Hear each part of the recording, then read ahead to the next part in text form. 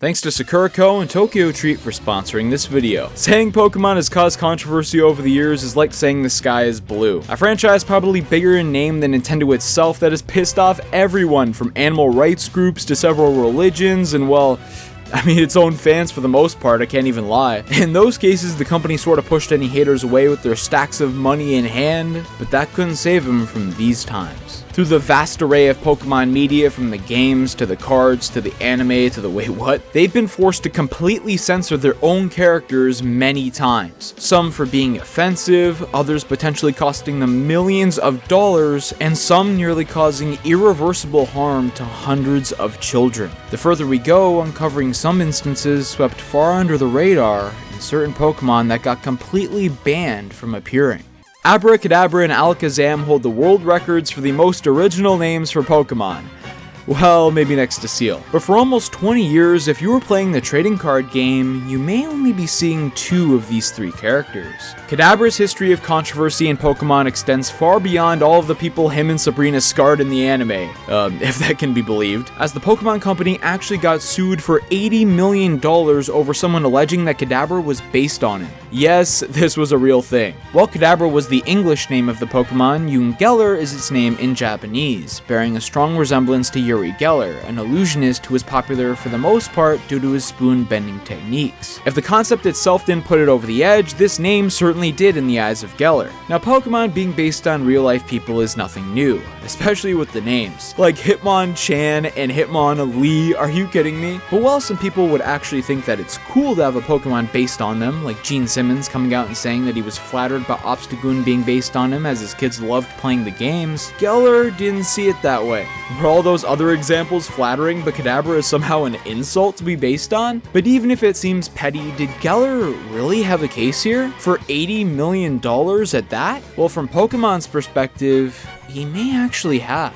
At a glance, Geller's case should have as many legs to stand on as Geodude. Kadabra isn't just him being straight up ported into the game, even though we have seen that in the past, like hello, I'm right there. He's got some animal designs mixed in as well, like most of the other Gen 1 Pokemon. Kadabra's sort of based on a fox. Is Geller referenced in here? Almost 100%, considering the many other cases that we've seen. But is enough originality implemented is the question. Is Kadabra's presence infringing on his likeness? Would it make his performances seem less special? These are all questions that would have to be asked in a court of law. But guess what? I'm not a lawyer. And neither were the creators of Kadabra. Now, Pokemon and Nintendo are big companies, probably because of all the money we're forced to give them, and they would almost assuredly be able to get their hands on the answer to this $80 million question. Can they still use Kadabra, or will it need to be erased from history, risk paying the fine? And the answer seemed to be, hey, don't worry too much yet, but take precautions in case things go bad. And well, yeah, they basically banned him. Kadabra, to this day, has not been printed as a TCG card since the English Skyridge expansion in 2003, undoubtedly due to avoiding further litigation from Uri Geller about this issue. If you didn't think the Pokemon Company was gonna take this seriously, now things got real. And funnily enough, because of this, Kadabra is the only Stage 1 Pokemon that can be skipped by its basic evolution in the card game, as Abra cards were introduced, now being able to evolve itself directly into Alakazam. This is almost literally writing the Pokemon out of series canon, but they weren't done with just the cards. Kadabra's also been absent from the Pokemon anime since 2006, aside from extremely minor cameos like in Kyurem vs. the Sword of Justice, where literally every Pokemon is displayed on screen. They're really scared of this situation now, huh? But some may be thinking, okay, they cut Kadabra from the TCG and the anime, that is pretty big, but I've played through all the Pokemon games throughout the last 20 years and he's still been there. So he wasn't completely blacklisted, right? Well, not exactly. Kadabra's appeared in most games for sure, but isn't a mon in its fully evolved form, obviously. It still needs to be traded to evolve into Alakazam, and it's with this being known that we encounter one of the most interesting pieces of Pokemon trivia to me. The Everstone is an item which, when held, among other things, prevents your Pokemon from evolving. If you trade a Haunter, it won't evolve into Gengar when holding this. A lesson this trainer was so eager to teach us back in the day, man, that pissed me off. But this item actually doesn't work for one Pokemon in particular, and of course I'm talking about Boldore. Kadabra is the only mon that this won't stop evolution for, which is crazy. They just desperately want you to get rid of this thing. Are you sure you want to stop evolving Kadabra here? We'll even buff Alakazam to make sure you want to use it. Just please evolve it, please. These are desperate measures at this point. Unlike the TCG, Nintendo didn't want to full-on ban it here and cause some issues with transfer from game to game, but this important item doesn't work on Kadabra from Gen 4 onwards, even though it did before. It seemed like all 5 of you who voted for this guy to win Pokemon of the Year would soon have to lose hope of getting this guy placed into the spotlight anytime soon. Well, that was the case until 2020 rolled around. Probably in his bunker of isolation, deep in thought, something came over Uri Geller that made him change his mind. He released an apology on Twitter and said that he'd be fine with Nintendo printing cards featuring Kadabra again, which is great, but kinda late, no? I genuinely wonder what came over him here. Like, I know the legal system has a lot more on its plate than this guy wanting $80 million for a parody, but it's been 17 years. At some point, this guy must have been informed that they weren't going to come out on top in this case. Definitely not aided by Geller deflecting his argument at one point, not only alleging Kadabra was an insulting use of his likeness, but also that the symbols all over the Pokemon's body were anti-Semitic in nature, closely resembling that of the Waffen-SS, a combat branch in Nazi Germany. While I can see a slight resemblance, you know what else this has a resemblance to? Zener card symbols, ones used to conduct extrasensory perception experiments by psychics many years ago. Now, which of these inspirations do you think is more likely? It's clear he was grasping at straws here, trying to deflect the argument to something else and make a quick buck.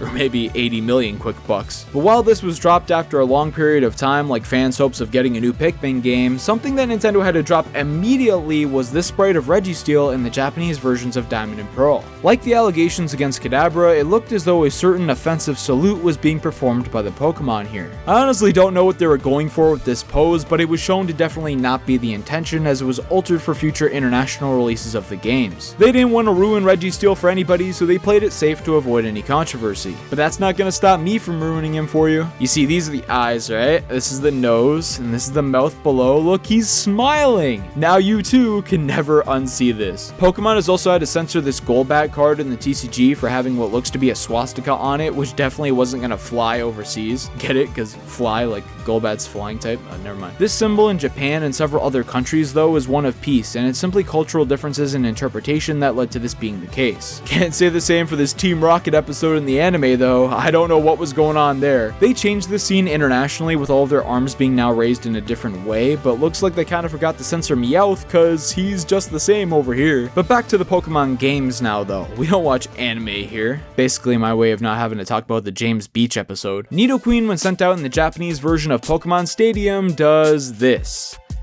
Yeah, I feel like I've been saying this a lot, but I don't know who thought of the idea to have this rhino, gorilla, rabbit, porcupine hybrid grab its chest like that in its idle animation, but someone greenlit the idea to have this aspect of the character be fully animated. Now, if only we got this same level of detail put into Sword and Shield's animations. They had to change this for the international release of the game, where instead Nidoqueen kind of wiggles back and forth, which I guess is more appropriate? I don't know, I don't really see it as a big deal, but if they felt the need to address the character holding itself like that, if that was a problem, why still include the shaking animation? Was all this effort really worth it if that's all you were gonna do? Now, you'd think this one incident involving the character wouldn't lead to any spotlight being taken off of Nidoqueen in the games, and you may be right. But something I've always found strange is that in the main series Pokemon titles, Nidoqueen cannot breed, along with Nidorina. This is really odd because Nidoqueen was actually shown having an egg in the anime, so canonically she can reproduce, compounding further with the fact that Nidoran female can breed.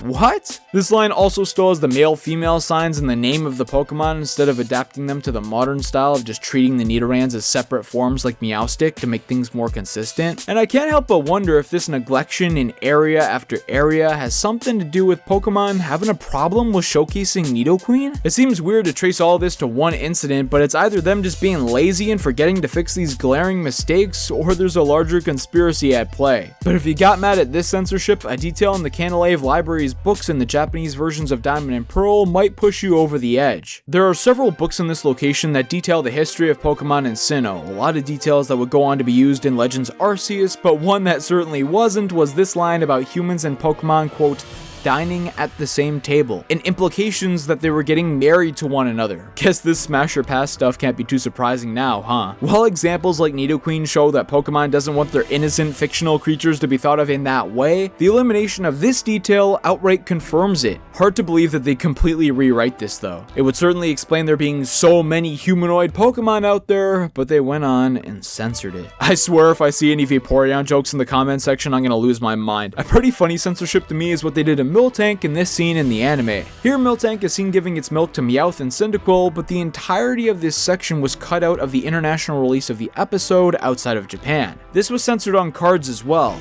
and it makes me go, really? How extreme do we have to go if Miltank is literally just giving them its milk here? Does everything have to be looked at in a weird way? I mean, those Apoms are kind of giving some type of look back there, I don't know. Honestly, this one's kind of lame, especially when Miltank canonically is the source of Moo Moo milk in the games anyway. But before we move on to one of the most notable and controversial Pokemon censorships of all time, all this talk of milk has got me thinking about adding it to my morning tea, and the snacks that I had along with it, all provided by the sponsors of today's video, Sakura Co. and Tokyo Treat. You guys responded really well to the April boxes and they're back again with some new stuff. For Tokyo Treat, I got 20 of the latest, most exclusive, limited edition, and seasonal flavored Japanese snacks that are only available in Japan for a limited time. Every month has a unique theme, and for May, I got Snackin' Shibuya. It's piled with exclusive pop culture snacks found all around downtown Tokyo, even having caramel pudding flavored Kit Kat, which I just loved. I really enjoyed this box, and with Sakura Co, I got 20 traditional and authentic artisan Japanese snack items, including Japanese teas, and a special Japanese tableware comes with the box too. Sakura Co helps in partnering with local Japanese snack makers to continue to share Japanese culture and traditions that have been passed down for over 100 years. It's all authentic and the real deal. May's theme is the taste of Hokkaido, filled with fresh and authentic Hokkaido tea and delights. My favorites have got to be the Hokkaido melon jelly, sweet corn chocolate, and the mini biscuits for sure. As a Pokemon fan, you probably want to experience some authentic Japanese treats, and I don't blame you. But as always, I got the hookup. By using my code Siiroth, you could get $5 off your first Sakura Co or Tokyo Treat box using my links in the description below. Choose your side or just pick both like me, but make sure you get your order in by May 31st to ensure you do not miss this box.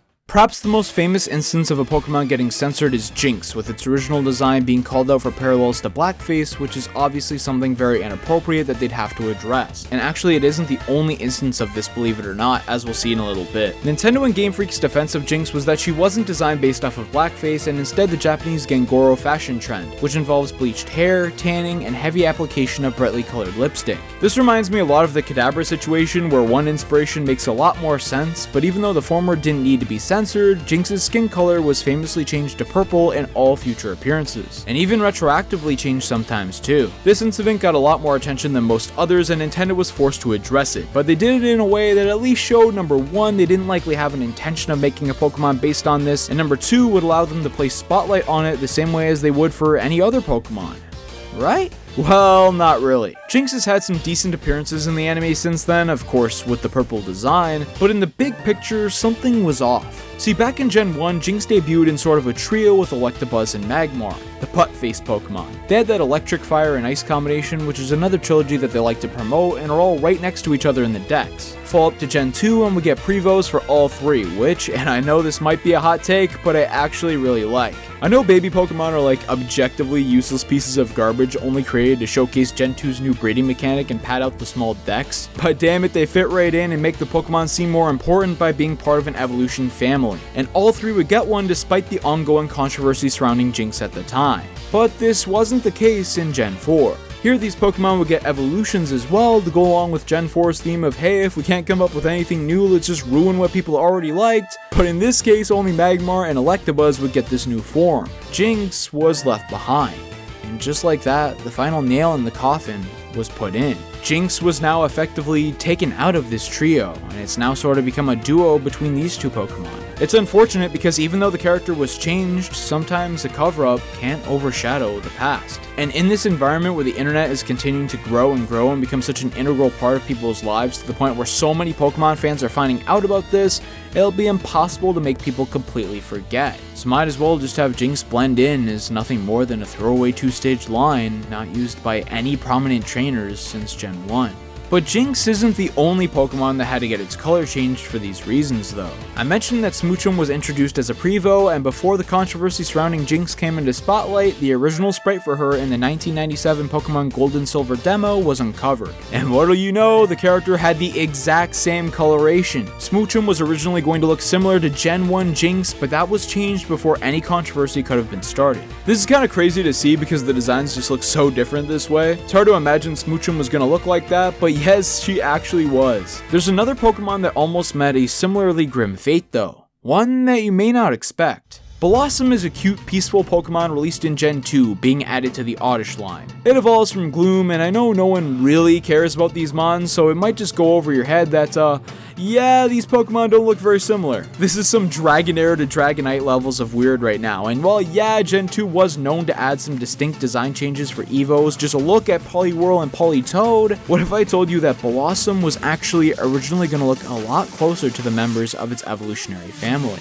This is the original concept art for Blossom, and yeah, this certainly makes a lot more sense as an evolution design. Albeit looking at the Pokemon in a vacuum, I prefer how the new one turned out. But there have been lots of altered Pokemon over the years though. Where's the controversy, you ask? Desperately hoping to have not been clickbaited this far into the video. This is the same company that thought this was a good Pokemon to put out there. I know they have some standards, but I think we gotta get a bit more realistic. Well, Blossom's petal dress seems to have been inspired by traditional Polynesian clothing, and by having the darker coloration in the design, I think based on everything they had just gone through with Jinx, they didn't want to risk offending groups of people interpreting this as a negative stereotype of their culture in some way. Again, it's them preparing for the worst in a time where, I mean, with all of this negative press, can you really blame them? Some may not be fans of this censorship, but the final design is better in my opinion, so I definitely don't mind it. The story behind the original is probably something Nintendo would prefer to cover up though. Maybe not to Jinx levels, since they still put her in Smash Bros all the time, but definitely not a cover art Pokemon. It seems like Nintendo actually wanted to censor Lopunny at one point too. This Pokemon has the not so subtle origin of being based on the Playboy Bunny, and something kind of controversial like this wouldn't slide for the Mario series in the Thousand Year Door's international release. But for Pokemon, it was fine, and a certain segment of, well, let's call them fans, also thought it was fine. But as we went further and further, it seems Game Freak got tired of all the artists showing off their talent. Lopunny's idle stance and main artwork had her covering up her chest with the fur around her hands, which many thought of as suggestive. But oh boy, all this got changed when her Mega form was introduced in Omega Ruby and Alpha Sapphire. Mega Lopunny takes things a complete 180 with the inspiration of the character. It's now an athletic, normal fighting type Pokemon, and honestly ended up being one of my favorite Megas introduced. I love using it in competitive Pokemon and just clicking buttons. And missing high jump kick too, you gotta love that. But to those in the community that liked Lopunny the way she was, there was a bit of backlash against the new direction for the design. Some said it wasn't true to the supposed inspiration behind the original, but I'd respond to that by saying it didn't really look like Baniri was going to evolve into a Playboy Bunny inspired design either, so New Focus isn't really that bad. Whether you want to consider this censorship per se or not is up to interpretation though, as I know many in the community felt Nintendo deliberately took the character in this direction to distract from its origins. Which you know they were aware of, because in Diamond and Pearl, due to the lack of fire types, the Elite Four member Flint, who for some reason was chosen to specialize in that type of Pokemon, had to be given something. And with only 2 fully evolved to be had, some non-fire types that had hot inspirations were included to at least make it somewhat fitting. He got Steelix for it being hot from traveling close to the Earth's core, Drifblim for being a hot air balloon, and Lopunny for being hot in a different kind of way. They knew what they were doing here, they absolutely did, but I don't know if they were really trying to cover up the Pokemon with this Mega. You'd think if that was the case, they'd refrain from including it in new games since the Mega was taken out, but since then, we still see her pretty often. Someone else who we didn't fail to see was Grimer, who's seen popping out of the sewer in this Pokemon card and appears to be looking underneath the girl's skirt here, which had to be censored. They would change his eyes to be looking forward in the international release, but I've seen some in the community debate whether he was actually looking up there. He could have easily been staring at her face or something, but as we've established throughout this video, intention doesn't seem to matter in these cases. It can still kind of look in a bad way, so Grimer now stares into your soul instead. I don't know which one's worse. One of the most dangerous cases of a Pokemon being completely banned from a form of media is Porygon from the anime,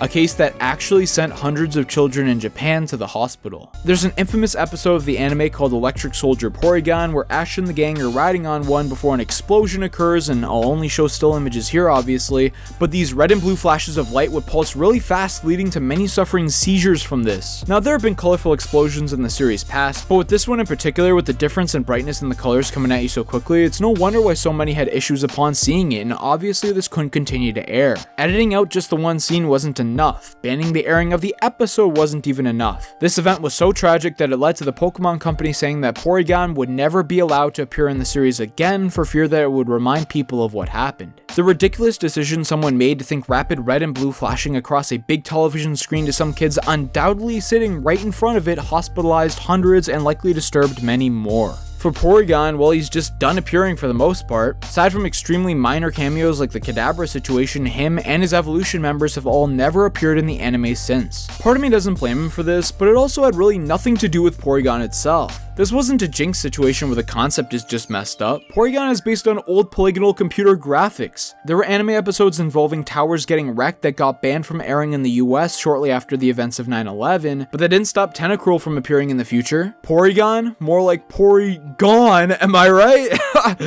Oh my god, it's so bad. Mareep is another Pokemon that has a less controversial history with lights, even though we had to do that stupid Jasmine mission. It's an innocent looking electric sheep Pokemon. Nothing strange to be seen here, right? Well, while that's the case nowadays, according to some uncovered interviews about the history of the Pokemon, its origins were going to be much more controversial. There's an unnamed sheep Pokemon that directors Junichi Masuda and Ken Sugimori talked about in an interview with Gamer Magazine. The Pokemon was said to be based on the first cloned sheep Dolly, but removed it for being too controversial for a series like Pokemon. Now, at first glance, I kind of laugh at the idea for an origin of a character being too controversial for a series that literally made a balloon said to carry children away when they grab it, a dead Pokemon that carries around the face that it had when it was formerly human, literally everything to do with Hypno, but okay, too controversial. The idea behind animal cloning is to try to preserve an endangered species by taking samples from one animal and putting it in a lab and trying to reproduce another. And while tests were being done back in 1996 on lambs, Dolly was the only one to survive until adulthood out of 277 attempts. And because of that, it generated some controversy, and seeing as how Dolly was only born a few months after the initial release of Pokemon Red and Green in Japan, and this is when some of the controversy about characters that they've already created would begin to emerge, it's easy to tell for why the sequel games they chose to stay safe. Reworking this concept into Mareep and its subsequent evolutions, which got to be on literally everyone's team playing through Gen 2, so that's nice. But it kind of makes you wonder, what would this Pokemon have looked like if it actually came out?